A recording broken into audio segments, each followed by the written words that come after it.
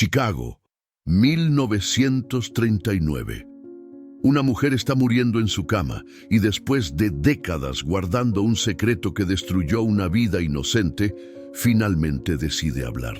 Lo que va a confesar al padre que está a su lado es una de esas cosas que te hacen cuestionar hasta dónde puede llegar el egoísmo humano y cómo una mentira dicha en el momento equivocado puede arruinar todo para siempre. Esta es la historia de Margaret, una mujer que envió a su propio marido a la prisión con un testimonio falso y que nunca tuvo el valor de decir la verdad, ni siquiera cuando ya era demasiado tarde. Antes de empezar, deja tu like ahí abajo para fortalecer el canal, suscríbete para recibir todas las historias que traigo aquí cada semana y comenta de qué país me estás viendo para que yo pueda conocer mejor quién está del otro lado y así crear contenido todavía más conectado con lo que tú quieres ver.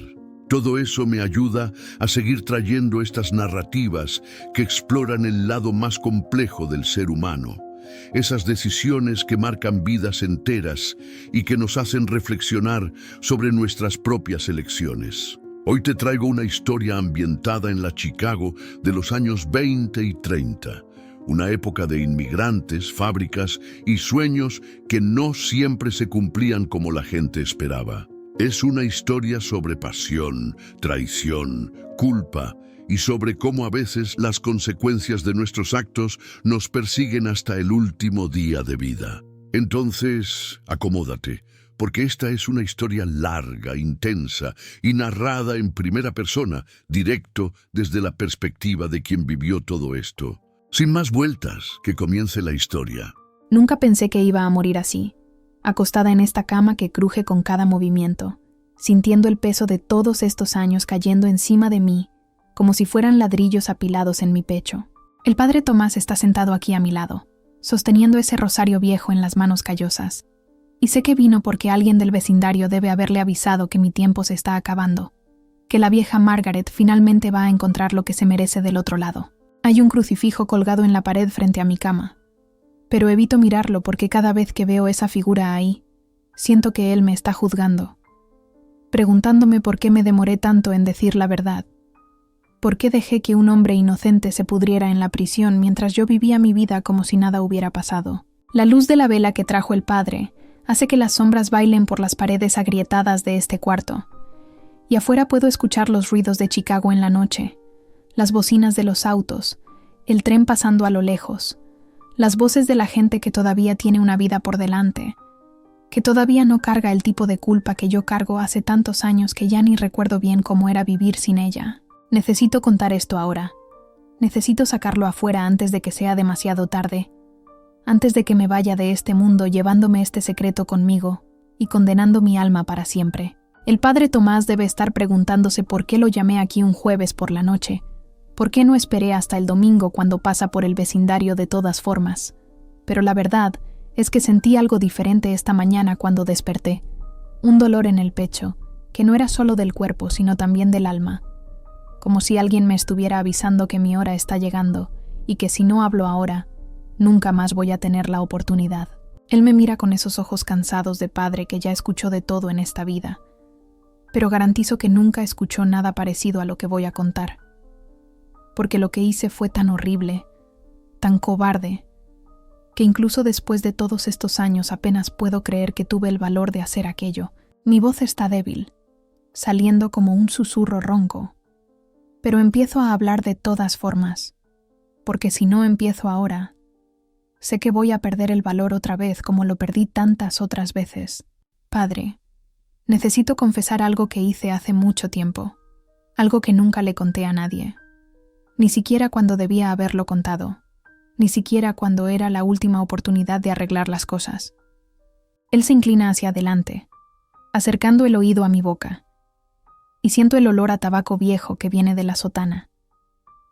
Ese olor a iglesia y a vida simple que me hace sentir todavía peor porque representa todo lo que es bueno y decente en este mundo.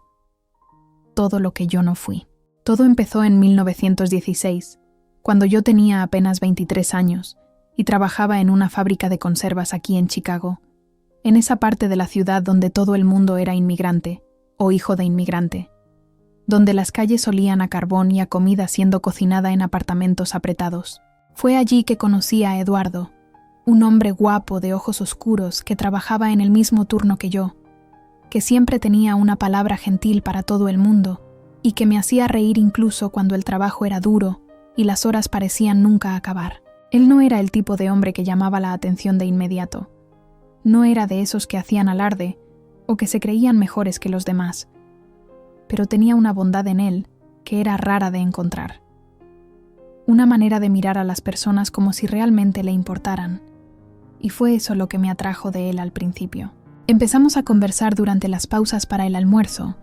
Él me contaba sobre su familia que había venido de Italia cuando era niño, sobre los sueños que tenía de algún día abrir un pequeño negocio propio, tal vez una tienda de comestibles o algo así, y yo escuchaba todo aquello pensando que finalmente había encontrado a alguien que podría darme la vida estable y segura que toda muchacha quería en esa época. Nos casamos en 1917, en una ceremonia pequeña en la iglesia del barrio, con media docena de amigos y parientes mirando, y nos mudamos a un apartamento de 2 habitaciones que estaba en un edificio viejo cerca de la fábrica. Eduardo era un buen marido. Nunca levantó la mano contra mí. Nunca llegó a casa borracho como tantos otros hombres hacían. Siempre traía el salario completo y me dejaba administrar el dinero de la casa. Pero había algo que faltaba, algo que no conseguía explicar bien ni siquiera a mí misma en aquella época. No era que no me gustara, no era que me tratara mal o que nuestra vida fuera infeliz, pero simplemente no había esa chispa, ese fuego que yo imaginaba que el amor verdadero debía tener, esa cosa que hacía que el corazón latiera más rápido y las manos sudaran solo de pensar en la persona. Y entonces, en 1919, Víctor apareció en mi vida como un rayo cortando el cielo en una noche de tormenta. Él era diferente de Eduardo en todos los sentidos posibles. Era alto y hablador. Tenía ese aire confiado de quien siempre consigue lo que quiere. Usaba trajes bien cortados incluso cuando la mayoría de las personas apenas tenía ropa decente para vestir, y trabajaba en no sé bien qué, siempre involucrado con negocios que nunca explicaba bien pero que claramente daban dinero. Lo conocí en un baile de la comunidad, una de esas fiestas que hacían los fines de semana para juntar a todo el mundo del barrio.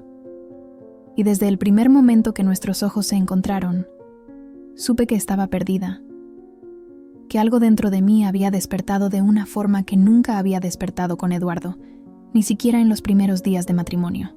Víctor empezó a aparecer más y más en mi vida, siempre encontrando una forma de cruzarse en mi camino, de intercambiar algunas palabras conmigo en la calle, de hacerme reír con esos chistes que solo él sabía contar. Sabía que estaba mal.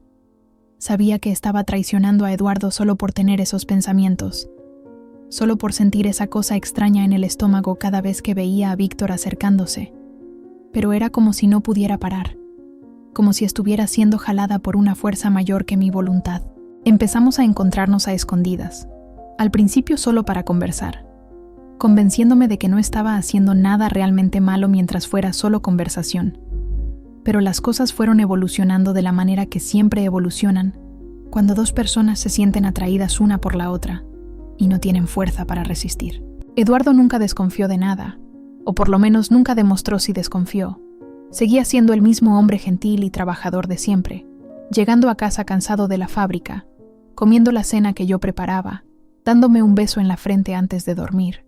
Eso solo hacía todo peor, porque cuanto más bueno era conmigo, más culpable me sentía, y cuanto más culpable me sentía, más buscaba a Víctor, como si en sus brazos pudiera olvidar por algunos momentos el desastre que estaba haciendo de mi vida. Víctor me prometía que íbamos a estar juntos algún día, que él iba a encontrar la manera de resolver todo, pero los meses fueron pasando y nada sucedía, y empecé a darme cuenta de que él nunca iba a hacer nada realmente, que para él aquello era solo una aventura, una distracción, mientras que para mí se había convertido en una obsesión que estaba consumiendo cada pedazo de mi alma. Fue cuando empecé a pensar en maneras de salir de esa situación, de estar libre para quedarme con Víctor de verdad, sin necesidad de esconderme, sin necesidad de mentir. El divorcio no era una opción en esa época, por lo menos no para gente como nosotros, no sin un escándalo enorme que iba a destruir mi reputación y dejarme sin nada. Necesitaba otra solución. Necesitaba algo que sacara a Eduardo del camino sin que la culpa cayera encima de mí. Y fue ahí cuando la idea terrible empezó a tomar forma en mi cabeza, poco a poco, como una planta venenosa creciendo en un jardín. Había un hombre en el barrio que había sido asaltado algunas semanas antes, un comerciante que había sido golpeado y perdió una buena cantidad de dinero, y la policía estaba buscando al culpable sin mucho éxito. Sabía que Eduardo había salido solo esa noche. Había ido hasta la casa de un primo suyo que vivía del otro lado de la ciudad, pero no había forma de probar porque había ido a pie y nadie lo había visto por allí.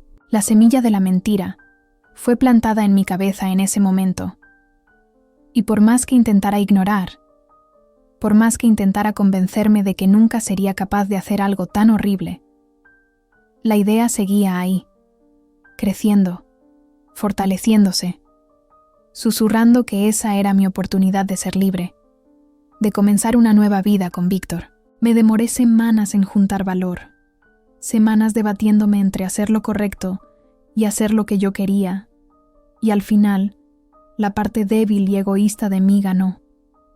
Busqué a la policía y conté que había visto a Eduardo saliendo de casa esa noche con ropa oscura, que había vuelto tarde y nervioso, que había visto sangre en una camisa suya que después desapareció. Cada palabra que salía de mi boca era una mentira, pero las hablaba con tanta convicción que hasta yo misma casi creía, convenciéndome de que estaba haciendo aquello por un bien mayor, de que Eduardo iba a estar bien, de que iban a descubrir la verdad y lo soltarían pronto. Pero no fue eso lo que pasó. El juicio fue rápido. Sucedió en 1920 en una sala de tribunal sofocante y llena de gente curiosa que quería ver al hombre que había golpeado a un comerciante inocente.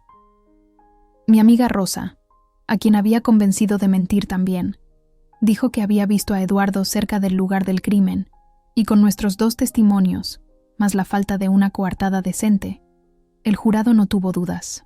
Eduardo me miró desde el banquillo de los acusados con esos ojos que yo conocía tan bien, ojos que todavía demostraban amor incluso frente a esa traición absurda, ojos que me preguntaban silenciosamente cómo podía estar haciendo aquello con él, y desvié la mirada porque no podía enfrentar. No podía ver el dolor que estaba causando en ese hombre bueno que nunca había hecho nada más que amarme y tratarme bien. La sentencia fue de 20 años de prisión. 20 años que en la práctica se convirtieron en una condena perpetua, porque Eduardo murió en la prisión en 1931. Apenas 11 años después de entrar allí, murió de una neumonía que agarró porque las condiciones eran horribles y porque ya no tenía más voluntad de vivir, ya no tenía más esperanza de que se hiciera justicia. Cuando recibí la noticia de su muerte, sentí como si una parte de mí hubiera muerto también, pero ya era demasiado tarde para volver atrás. Demasiado tarde para arreglar el error monstruoso que había cometido. Víctor y yo nos quedamos juntos después de que Eduardo fue preso. Nos casamos en 1922, cuando el escándalo ya había enfriado un poco y las personas tenían otras cosas con que preocuparse. Pero el matrimonio no fue lo que imaginaba. No fue ese cuento de hadas que había construido en mi cabeza durante todos esos meses de encuentros escondidos. Víctor cambió después de tenerme de verdad, o tal vez siempre había sido de esa manera y yo solo no quise ver. Pasó a beber demasiado, a llegar tarde a casa, a tratarme como si fuera un mueble que estaba ahí solo para servirle. Me di cuenta demasiado tarde de que había destruido la vida de un hombre bueno por causa de una ilusión, por causa de un sentimiento que confundí con amor, pero que no pasaba de ser deseo y aburrimiento y ganas de tener una vida diferente. Los años fueron pasando y la culpa fue creciendo dentro de mí como un tumor maligno, corroyéndome por dentro, quitándome el sueño, haciéndome ver el rostro de Eduardo en cada esquina, en cada hombre que pasaba por la calle. Víctor murió en 1935, el hígado destruido por la bebida, y me quedé sola en este apartamento que ni siquiera era mío de verdad, viviendo de una pequeña pensión que apenas daba para comer. Pensé 1000 veces en contar la verdad, en ir hasta la policía y confesar todo. Pero el miedo siempre ganó. El miedo de ir presa, de perder lo poco que tenía, de ser juzgada y condenada como merecía ser. Pero ahora que estoy aquí, sintiendo mi cuerpo desistir poco a poco, sintiendo que no me queda mucho tiempo. No puedo quedarme callada más. Padre Tomás, digo, y mi voz sale ahogada por las lágrimas que empiezan a rodar por mi rostro arrugado. Yo maté a Eduardo, no con mis propias manos, pero con mis mentiras, y él murió pensando que yo creía que era culpable. Murió sin nunca saber por qué la mujer que amaba había hecho aquello con él. El padre se queda en silencio por un largo momento, y veo en sus ojos una mezcla de shock y compasión que me parte todavía más el corazón.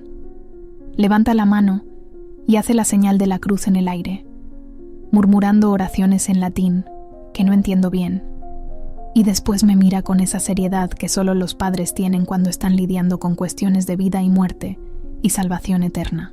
Hija, dice con voz grave y cansada, lo que hiciste fue terrible.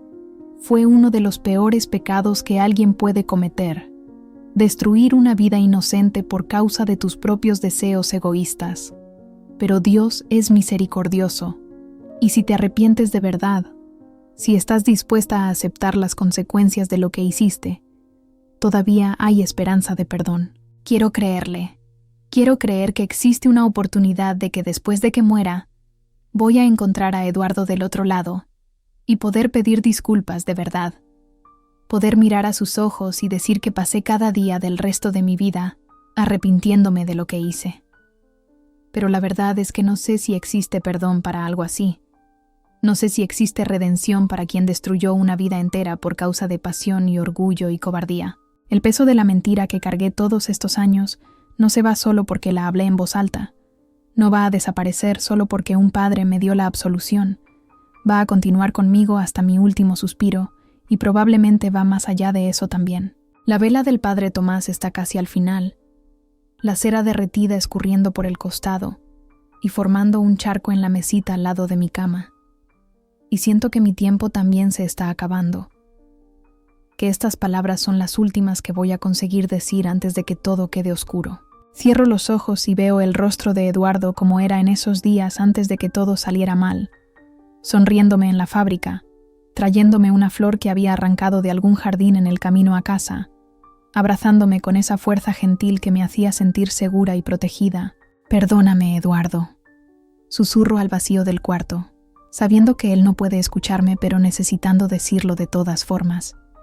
Perdóname por haber sido tan débil, tan egoísta, tan incapaz de ver el valor de lo que tenía hasta que fue demasiado tarde. El padre Tomás coloca la mano en mi frente y empieza a recitar los últimos ritos, las palabras que preparan el alma para el viaje final, y me entrego a ellas. Me entrego a lo que venga después, sea lo que sea, porque no hay más nada que pueda hacer aquí. No hay más ninguna manera de arreglar lo que rompí, de traer de vuelta lo que destruí. La confesión salió de mí como un veneno siendo expulsado de una herida, dejando un vacío doloroso en el lugar donde antes había el secreto pesado. Pero no me trae la paz que esperaba, no me trae el alivio que imaginé que vendría. La verdad es que algunas cosas no pueden ser perdonadas simplemente porque son confesadas. Algunas manchas no salen. No importa cuánto frotes, y voy a morir sabiendo eso. Voy a morir cargando el peso de esa mentira que dije hace tantos años, pero que todavía está viva dentro de mí, todavía pulsando como un corazón negro en el centro de mi pecho. Chicago allá afuera sigue ruidosa e indiferente. Las personas siguen viviendo sus vidas sin saber que aquí, en este cuarto oscuro y frío, una mujer está muriendo con el peso de un crimen que cometió y que nunca pagó, excepto en la moneda silenciosa del remordimiento que la corroyó por dentro durante décadas. Y tal vez sea ese el peor castigo de todos, no la prisión o la muerte, sino tener que vivir sabiendo lo que hice, teniendo que despertar cada mañana y recordar que por causa de mi debilidad y de mi egoísmo, un hombre bueno perdió todo. Perdió su libertad, perdió su vida, perdió incluso la oportunidad de saber por qué aquello le había pasado. Si existe un infierno, sé que es para allá que voy. No porque Dios no perdona, sino porque yo misma no puedo perdonarme. Porque cada vez que cierro los ojos, veo a Eduardo en ese tribunal, mirándome con esa expresión de traición y desesperación, preguntándome silenciosamente cómo la mujer que amaba podía hacer aquello con él. El padre termina las oraciones, y se levanta despacio, las rodillas crujiendo con el movimiento. Y sé que se va a ir ahora. Va a volver a la iglesia y va a cargar este secreto con él. Va a arrodillarse frente al altar y va a orar por mi alma como es su deber hacer. Coloca la mano en la mía una vez más. Un último gesto de compasión humana antes de dejarme sola con mis fantasmas. Y aprieto esa mano con lo poco de fuerza que me queda, queriendo decir tantas cosas pero sin conseguir formar las palabras. Descansa ahora, dice con voz suave. Dios sabe lo que está en tu corazón y solo Él puede juzgar verdaderamente. Pero no quiero descansar. No quiero cerrar los ojos y dejar todo atrás como si nada hubiera pasado, porque siento que no merezco ese descanso. No merezco la paz que viene después de la confesión y del arrepentimiento. Eduardo no tuvo paz. Eduardo murió en una celda de prisión fría y húmeda, rodeado de criminales de verdad, lejos de todo lo que amaba, sin nunca entender por qué su vida había salido tan mal. Y yo estoy aquí, muriendo en mi propia cama, habiendo tenido más de 50 años de vida después de que él murió, habiendo vivido libre mientras él se pudría detrás de las rejas por un crimen que no cometió. La injusticia de todo esto me aplasta con una fuerza que es casi física. Me deja sin aire, me hace querer gritar a los cielos pidiendo una segunda oportunidad, pidiendo poder volver atrás y hacer todo diferente. Pero no hay segundas oportunidades, no hay forma de deshacer el pasado, no hay forma de resucitar a los muertos o borrar las mentiras que fueron dichas. Todo lo que queda es este momento aquí, yo sola en este cuarto que está quedando cada vez más oscuro, sintiendo mi corazón latir cada vez más despacio, sintiendo el frío esparciéndose por mis miembros mientras la vida se va poco a poco. Escucho los pasos del padre Tomás alejándose por el corredor, la puerta del frente abriéndose y cerrándose, el silencio volviendo a dominar el apartamento, y de repente me siento más sola de lo que nunca me sentí en toda mi vida. Es así como voy a morir entonces, sola y sin perdón, cargando hasta el final el peso de esa mentira terrible que dije y que cambió el curso de tantas vidas. No hay redención para mí, no hay final feliz, no hay momento de paz en que todo se resuelve y las heridas se cierran.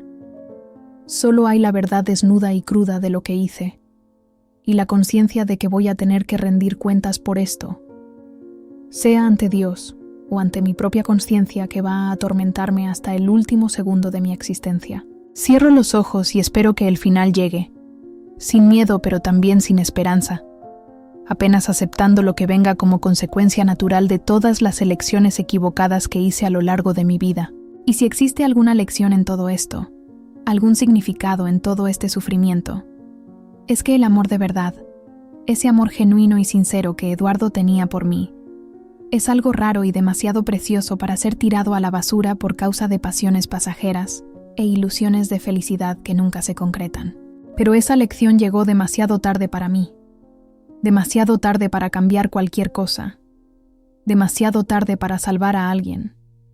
Y todo lo que puedo hacer ahora es llevar conmigo a la tumba la esperanza de que tal vez, en algún lugar más allá de este mundo, Eduardo haya encontrado la paz que le fue negada aquí, y que tal vez algún día, cuando yo tampoco esté más aquí, la verdad salga a la luz de alguna forma y su nombre sea limpiado, aunque yo no esté viva para ver eso suceder. La oscuridad va tomando cuenta de todo.